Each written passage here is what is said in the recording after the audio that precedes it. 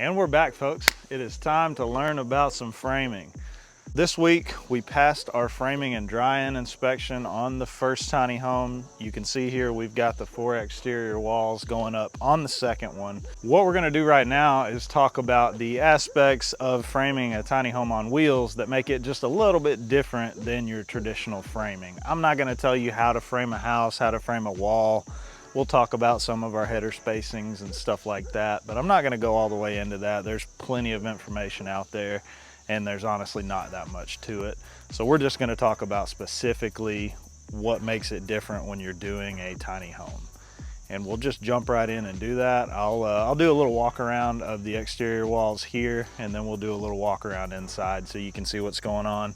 And then we'll talk about all those things that just make it a little bit different and make sure that you can pass that certification inspection if you are building them NOAA certified. Have not made a video about the NOAA certification yet, but we will do that. Hopefully that's going to be the next video out. There's a lot of information to cover there. It's a lot to digest, but we will get that out. Let's just roll into it.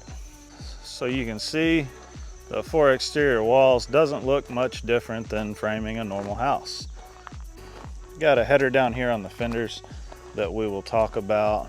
But other than that, you've got pretty standard construction on all of your walls.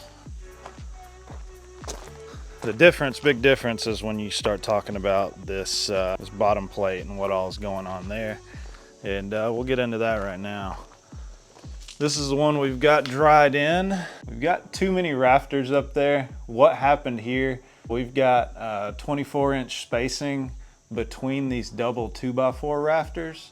And I did not know, but I sheathed it with 7/16 OSB sheathing, which is too thin for 24-inch on center. You need 9/16 or better.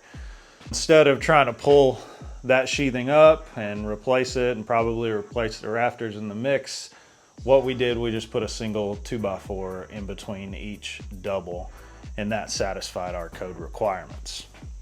We've got a pretty simple layout here. A lot of windows. This is our back wall. This is going to be the front wall that is facing the bluffs. We've got a French door here, large window in the kitchen living area, picture windows up top to let as much light in as possible, and then a massive window up in the bedroom loft. That sucker is 8 feet by 3.5 feet. So that is a big old window. Got a big window on the back. And now we will get into the meat of this. So this is probably the best corner to show you some of the specifics here. So in the subfloor video, I talked about it a little bit, but it was just a quick bit. Your fastener spacing on the subfloor, you've got 6-inch on your perimeters and 10-inch in the field. So those are, your subfloor is held down with the Tex wood to metal screws, and that's where basically the hold down starts. Then when you get to your bottom plate of your walls, you want to run liquid nails or some sort of construction adhesive under all of these.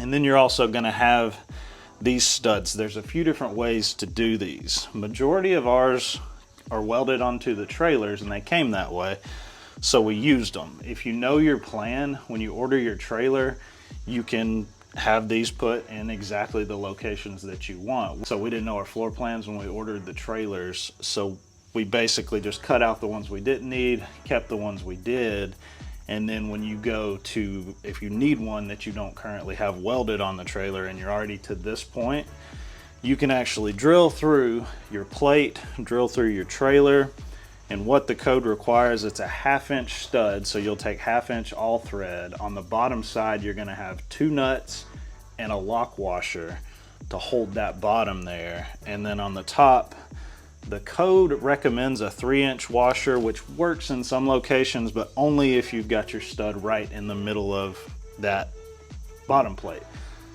Stud, I should probably find a different word for stud, but you're all thread.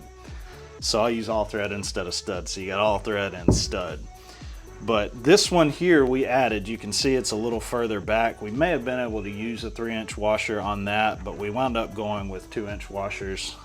And then the rest of them, these other 2 in this corner, if I'm not in the way, were welded on the trailer, and we were able to just drill our floor plate before we installed it, and then go in and add the washers on that.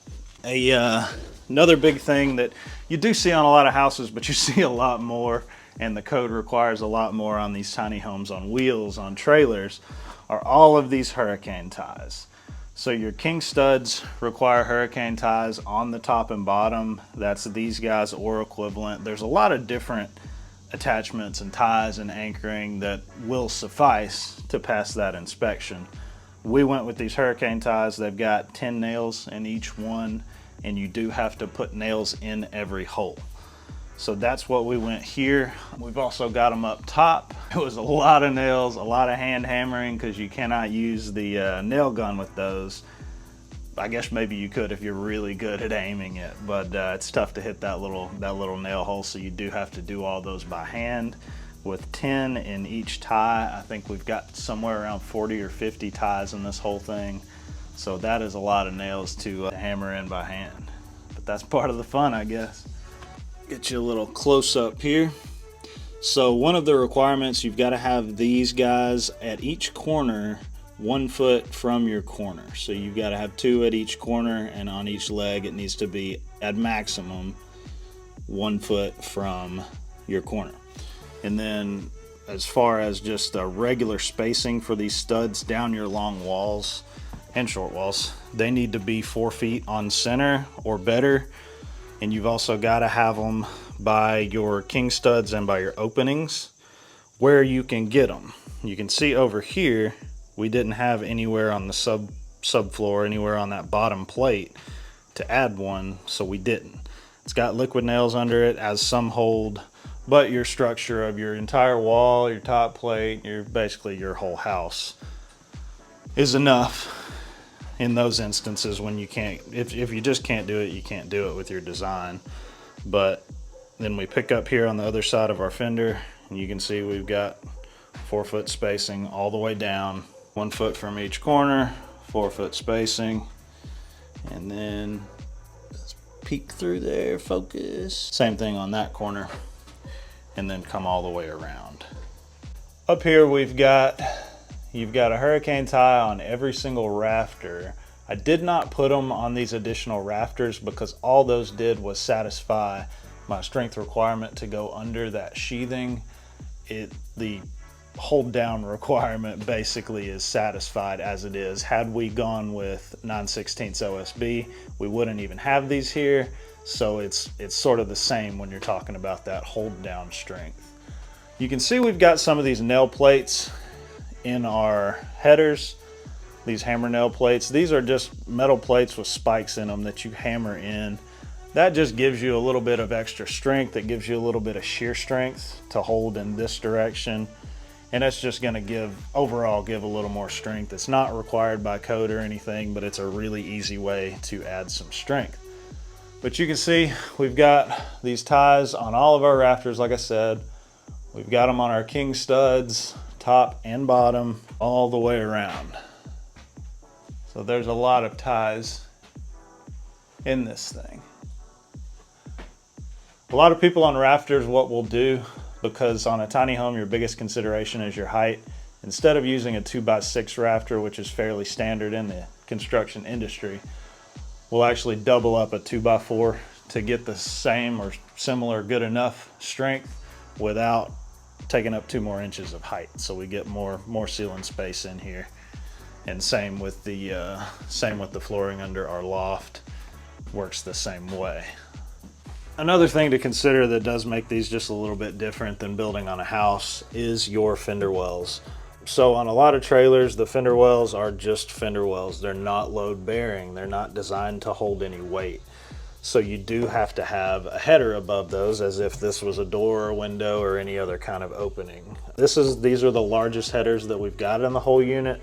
These are 106 inches long, which requires at least a double 2x10. So that's what we've got here, double 2x10.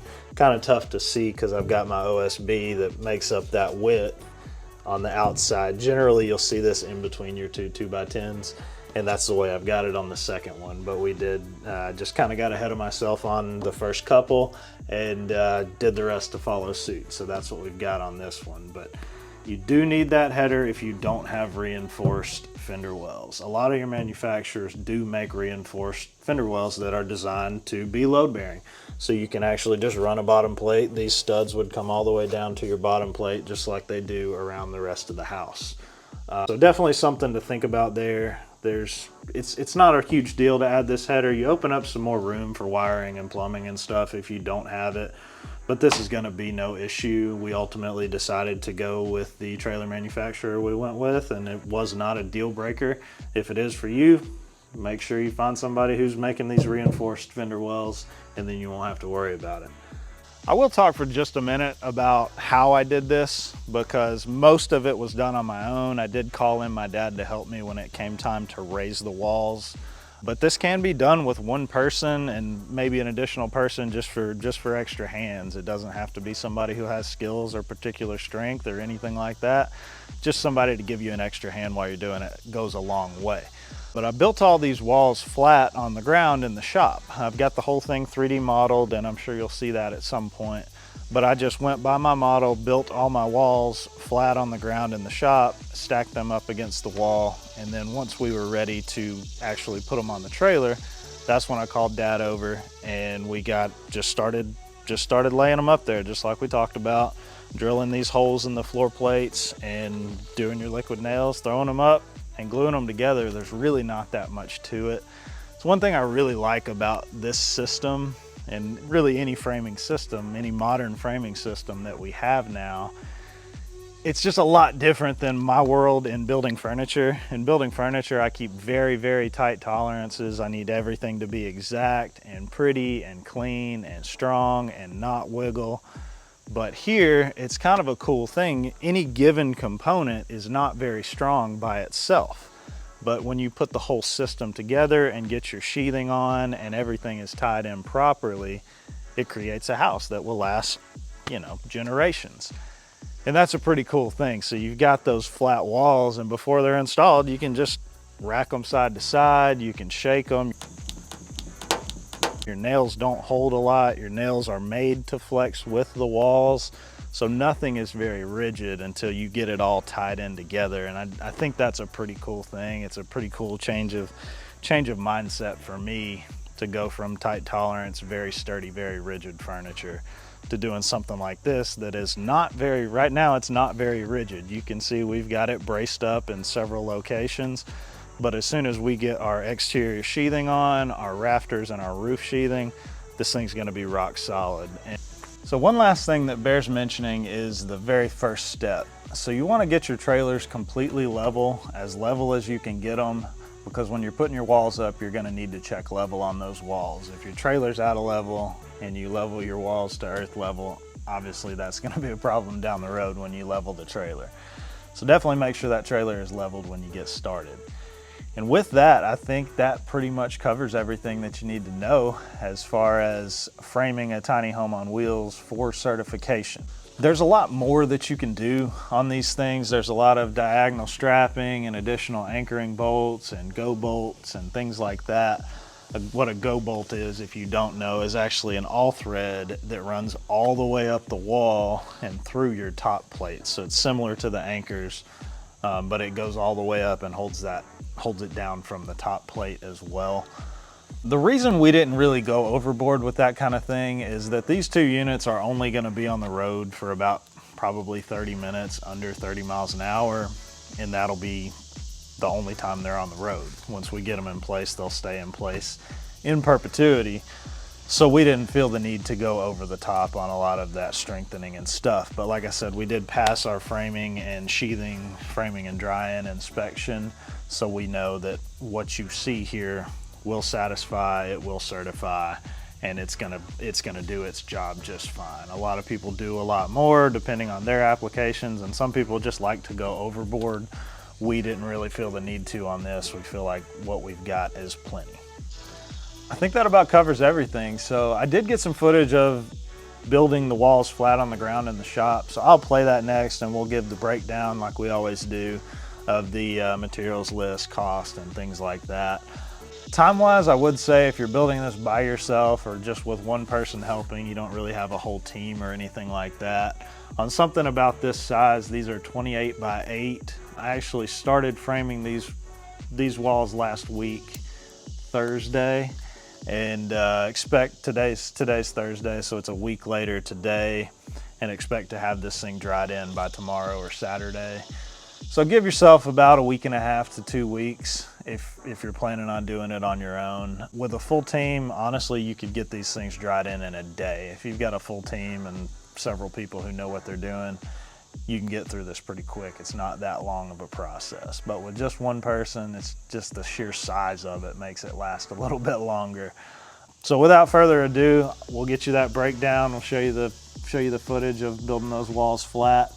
And if you guys have any questions or comments, drop them in the comments, obviously. If you're not subscribed, go ahead and subscribe, even if you're not a big YouTuber, if you don't really pay attention to your subscriptions or anything like that. It helps us a lot with our just gaining notoriety and kind of trying to grow this channel. So if you don't mind, share it up, comment it up, subscribe it, like it, all that bullshit.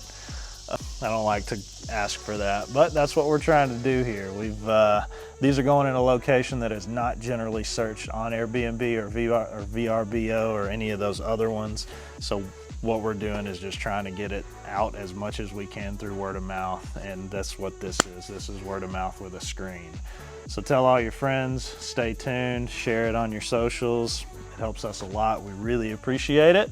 And y'all have a great day, and stay tuned for the next video.